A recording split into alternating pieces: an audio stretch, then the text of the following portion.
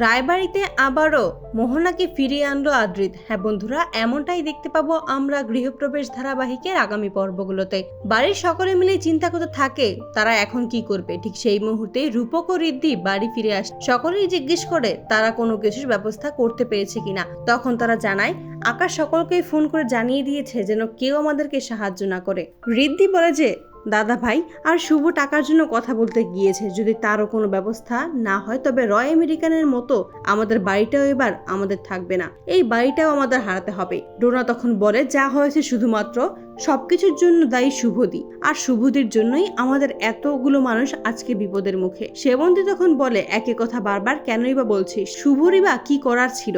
মোহনা কি খুব ভালো কাজ করেছে? মোহনা আর তার দাদা মিলে কি সব নোংরা খেলা খেলছে সেটা কি তুই দেখতে পাচ্ছিস না? সকলে মিলে বসে ভাবতে থাকে যে তারা এখন কি করবে। ঠিক সেই মুহূর্তেই ডোনা বলে যদি আমাদের সকলের আকাশ সেনের কথাগুলো শুনি তাহলেই তো বলেছে আকাশ সেন আবার সবকিছু আগের মতো করে দেবে। শুভদের উচিত আকাশ সেনের পায়ে পড়ে থাকা, তাহলেই হয়তো সবটা আগের মতো ঠিক হয়ে যেতে পারে। তখনই ডোনাকে সাপোর্ট করে পূর্বী বলে যে আমারও মনে হচ্ছে ডোনা ঠিক কথাই বলছে। ঠিক সেই মুহূর্তেই বাড়িতে এসে উপস্থিত হয় শুভ ও আদি। শুভ সকলকে বলে যাই হয়ে যাক না কেন আমরা মিস্টার সেনের কাছে কোনো কিছুই ভিক্ষে চাইতে যাব না। দাদু জিজ্ঞেস করে কোনো কিছুর ব্যবস্থা হয়েছে কিনা। শুভ বলে ব্যবস্থা হয়নি, তবে ঠিক একটা ব্যবস্থা হয়ে যাবে, তুমি কোনো চিন্তা করো না। ডোনা বলে যে শুভদি তুমি ভাঙবে তবু মচকাবে না তাই না? আর আদিকে বলে তুমি যদি আজকে মোহনার সাথে বন্ধুত্ব না করতে তাহলে আজকের এই দিনটা আমাদের দেখতে হতো না, সবকিছুর জন্য আমরা শেষ হয়ে যাচ্ছি। ঋদ্ধি তখন ডোনাকে আটকাতে যায়, তখন আদি বলে ডোনা তো ঠিকই বলেছে, তুই ওকে কেন কিছু বলছিস? আমারই ভুল হয়েছিল, মোহনের সাথে যদি বন্ধুত্ব না করতাম তাহলে আকাশের সাথে আমাদের পরিবারের শত্রুতাও তৈরি হতো না। ঠিক সেই মুহূর্তে রঞ্জিনী এসে বলে পুলকের অবস্থা খুবই খারাপ। সকলে তখন পুলককে নিয়ে ঘরে চলে আসে। অন্যদিকে আদি ডোনার বলা কথাগুলোই ভাবতে থাকে। তখনই পুলক বলে যে সে ছোট থেকে আমি এই কোম্পানিটাকে বড় করে তুলেছি, এখন এই কোম্পানি অন্য কারো হাতে চলে যাওয়ার আগেই আমার মরে যাওয়া উচিত। সেবন্তী তখন বলে তুমি কি পাগল হয়ে গেলে, কি সব বলছো তুমি? পূর্বী বলে যে দাদা আর কি বাই বলবে, সমস্তটাই হয়েছে শুধুমাত্র তোমার আদরের ছেলের জন্য। সকলে মিলে তখন পূর্বীকে বোঝানোর চেষ্টা করে এতে একার কারো দোষ নয়, এটা পুরো পরিবারের একটা সমস্যা, আর এই পুরো পরিবারকে একত্র হয়েই এই বিপদ থেকে উদ্ধার করতে হবে, একে অপরের পাশে থাকতে হবে। পূর্বী তখন বলে যে কোম্পানিটা তো ডুবেই গেছে, এখন শেষ ভরসা আছে এই বাড়িটাও কি ডুবে যাবে? এসব কথা শুনেই শুভ আদির কাছে এসে বলে তুমি কোনো চিন্তা করো না, সবকিছুই ঠিক হয়ে যাবে। আদি বলে যে ওরা সবাই ঠিকই বলছে, সবকিছু আমার জন্য হয়েছে আর সবকিছু আমাকেই ঠিক করতে হবে। শুভ আদিকে আটকে বলে তুমি একা কোথাও যাবে না। আদি তখন বলে তোমার কোথাও যেতে হবে না, আমাকে একাই ঠিক করতে হবে, এই বলেই বাড়ি ছেড়ে বেরিয়ে যায়। শুভ মনে মনে ভাবতে থাকে যে আদি কোথায় যাচ্ছে, কি বা করবে সেটা আমাকে দেখতেই হবে। সকলের কথার চাপে পড়ে আবার কোনো ভুল সিদ্ধান্ত না নিয়ে নেয়, আমাকে আদিকে ফলো করতেই হবে। শুভ তখন পুলকের কাছে এসে বলে যে বাবা তুমি যদি এত চিন্তা করো, এত ভেঙে পড়ো, তাহলে আমাদের কি হবে বলো তো? তোমাকে তো নিজেকে শক্ত রাখতে হবে, আমরা লড়াই করতে জানি, আমরা লড়াই করেই সবটা ঠিক করে একটা সমাধান বের করব। ডক্টর আসছে, সে এসে তোমাকে চেক আপ করুক, তুমি একটু রেস্ট করো, আমি একটা ফোন কল করে আসছি। এই বলেই শুভ বাড়ি থেকে বেরিয়ে যায়। অন্যদিকে শুভ বাইরে এসে আদিকে চারদিকেই খুঁজতে থাকে।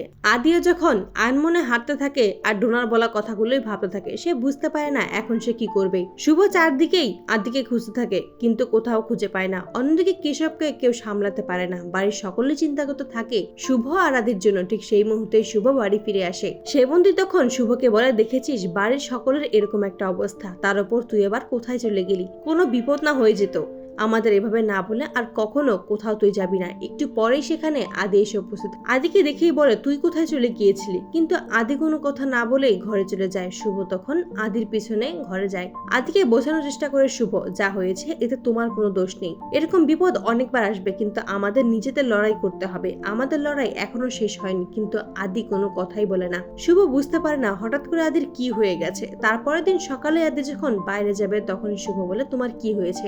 কাল সারা রাত তুমি ঘুমোওনি আর আজকে তুমি সকাল সকালই বাইরে বেরিয়ে যাচ্ছ, আমার সাথে ঠিক করে কথা বলছো না। তখনই আদি বলে তুমি বারবার কেন একই কথা বলছো? আমি তো বলেছি আমার বাইরে একটা কাজ আছে, এই বলেই বেরিয়ে যায়। তখনই সেবন্তী শুভর কাছে আসে আর শুভকে বলে যে তুই ওর কথায় কিছু মনে করিস না, ও নিজেও টেনশনের মধ্যে আছে, তাই হয়তো এরকম ব্যবহার করে ফেলছে। এই কথা শুনে ডোনা মনে মনে বলে যে আমিও দেখবো এত ভালোবাসা তোমার কতদিন থাকে শুভদি। সকলে মিলে চিন্তা করতে থাকে কিভাবে সমস্তটা আগের মতো করা যায়। সেবন্তী তখন শুভকে বলে বলে আদিকে একটা ফোন করতে। শুভ তখন আদিকে ফোন করে কিন্তু আদিকে ফোনে পায় না। এটা শুনেই পূর্বী বলে যে আমাদের এই অবস্থায় ফেলে কি আদি পালিয়ে গেল। তখনই শুভ বলে ছোট মা তুমি এরকম কথা কেন বলছো? আমার থেকে তো তুমি বেশি আদিকে চেনো। এরকম একটা পরিস্থিতির মধ্যে আমাদের একা ফেলে ও কোথাও যাবে না। ঠিক সেই মুহূর্তেই আদি বাড়িতে এসে উপস্থিত। শুভ তখন আদির কাছে যাবে, ঠিক তার আগেই মোহনা এসে আদির পাশে দাঁড়ায়। মোহনাকে দেখে সকলেই চমকে যায়। শুভকে শুনিয়ে মোহনা বলে যে এই প্রথমবার আমরা দুজন একসাথে পার্টনার হয়ে এই বাড়িতে পা রাখলাম। মোহনাকে দেখে ইডোনা খুব খুশি হয়ে যায়। মোহনাকে নিয়েই বাড়ির ভিতরে প্রবেশ করে আদি। রঞ্জিনী বলে এটা তুই কি করলি? তুই আবারও ওকে এই বাড়িতে কেন ফিরিয়ে আনলি? সেবন্তীও বলে তুই ওকে আবার কেন নিয়ে আসলি এই বাড়িতে? মোহনাকে বলে তুমি আবারও এই বাড়িতে কেন ফিরে এসেছো? আজকে আমাদের এই অবস্থার জন্য শুধুমাত্র তুমিই দায়ী। তুমি এক্ষুনি এই বাড়ি ছেড়ে চলে যাবে।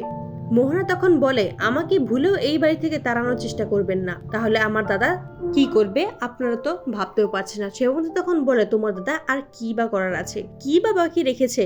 আমাদের তো সবকিছুই হারিয়ে গেছে, আর কিছুই নেই হারানোর, কিন্তু তুমি এই বাড়ি ছেড়ে এক্ষুনি বেরিয়ে যাবে। ঠিক সেই মুহূর্তেই মোহনা সেবন্তীকে ধাক্কা মেরে ফেলে দেয়। শুভ তখন আদিকে এসে বলে মোহনা মাকে ধাক্কা দিয়েছে আর তুমি চুপ করে আছো আদি, তুমি কিছুই বলবে না? তখনই আদি বলে মায়েরই বা কি দরকার ছিল মোহনাকে এরকম বাড়ি থেকে বের করে দেওয়ার চেষ্টা করা? এটা শুনেই সকলেই চমকে যায়। মোহনা আদিকে বলে আজ থেকে আমি তোমার ঘরে থাকবো, ওই ঘরটা আমার খুব পছন্দের। আদি বলে তোমার যেখানে খুশি তুমি সেখানেই থাকতে পারো। তখনই শুভ আদিকে বলে তুমি কি সব বলছো আদি? মোহনার লাস্ট অপশন মানে? মোহনা এই বাড়িতে থাকলে আমি কিভাবে থাকবো? আর মোহনাকে তুমি এই বাড়িতে কিসের পরিচয়ে রাখবে? কি পরিচয়ে থাকবে ও এই বাড়িতে? আদি বলেছে মোহনা যেই পরিচয়ে আমার সাথে থাকতে চায় সেই পরিচয়ে থাকবে। এটা শুনেই অবাক হয়ে যায় শুভ।